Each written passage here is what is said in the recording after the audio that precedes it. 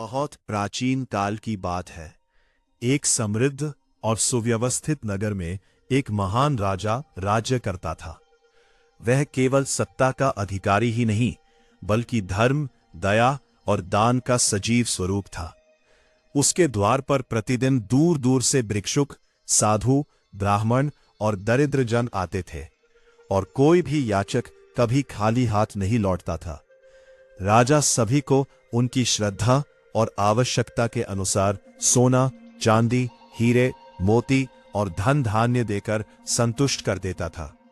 उसकी ख्याति दूर देशों तक फैल चुकी थी कि ऐसा दानी और धर्मात्मा राजा कहीं और नहीं। उसी नगर में एक अत्यंत गरीब ब्राह्मण भी रहता था। वह स्वाभिमानी था और अपनी अल्प आवश्यकताओं को पूरा करने के लिए पास के गांवों में भिक्षा मांगकर जीवन यापन करता था। किंतु उसने कभी भी राजा के द्वार पर जाकर कुछ मांगना उचित नहीं समझा। परंतु उसकी पत्नी ब्राह्मणी इस बात से संतुष्ट नहीं थी। वह प्रतिदिन उसे ताना देती, देखो, नगर के सभी लोग राजा से। रोज रोज के इस विवाद से ब्राह्मण का मन विचलित हो उठा। अंततः एक दिन उसने निश्चय किया कि वह राजा के पास जाएगा। प्रातःकाल भगवान का स्मरण कर स्नान और पूजा पाठ के बाद वह राजा के दरबार में पहुंचा।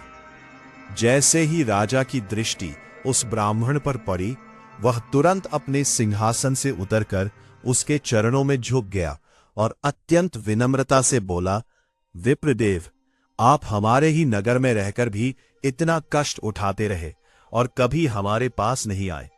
कृपा बताइए, मैं आपकी क्या सेवा कर सकता हूं? आप जो चाहे मांग लें, हाथी, घोड़े, महल, हीरे मोती अथवा असीम धन, मैं सब कुछ देने को तत्पर हूं। राजा की इस विनम्रता और उदारता को देखकर ब्राह्मण कुछ क्षण मौन रह गया। फिर उसने शांत स्वर में कहा, महाराज, मुझे इन सब की आवश्यकता नहीं। यदि आप देना ही चाहते हैं तो मुझे केवल आपकी पसीने की कमाई के 4 पैसे चाहिए। यह सुनते ही राजा स्तब्ध रह गया।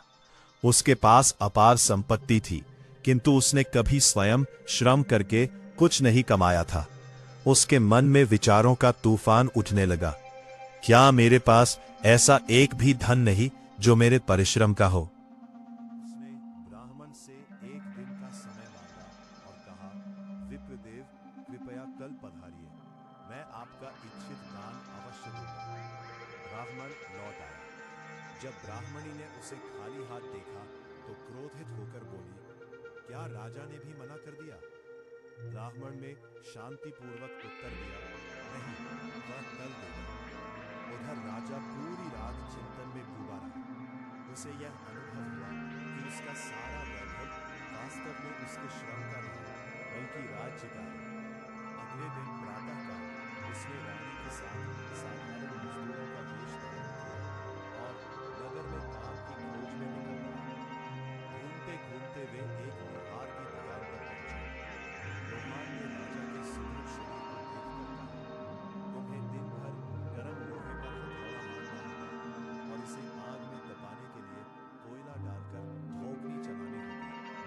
तुम्हारी पत्नी को कुएं से पानी खींचकर हौदे में भरना होगा। काम कठिन है, पर मजदूरी में दोनों को 2-2 पैसे मिलेंगे।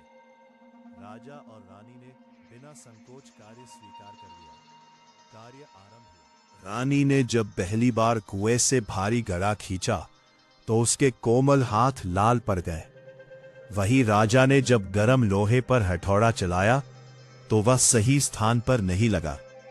लोहार झुंझलाकर चिल्लाया, अरे, काम करना नहीं आता तो क्यों आए हो? यहां बैठे बैठे पैसे नहीं मिलते। रानी यदि थोड़ी देर कर देती तो वह और क्रोधित होकर कहता, जल्दी करो, पानी खत्म हो गया तो काम रुक जाएगा। दिन भर दोनों ने कठोर श्रम किया। उनके हाथों से रक्त टपकने लगा, शरीर थककर चूर हो गया, पर उन्होंने हार नहीं मानी। संध्या को लोहार ने उन्हें 4 पैसे दिए। उन 4 पैसों को हाथ में लेते ही राजा के चेहरे पर संतोष की एक अद्भुत आभा आ गई। उसे लगा, आज मैंने अपने जीवन की सच्ची कमाई प्राप्त की है। अगले दिन उसने वे 4 पैसे ब्राह्मण को दे दिए।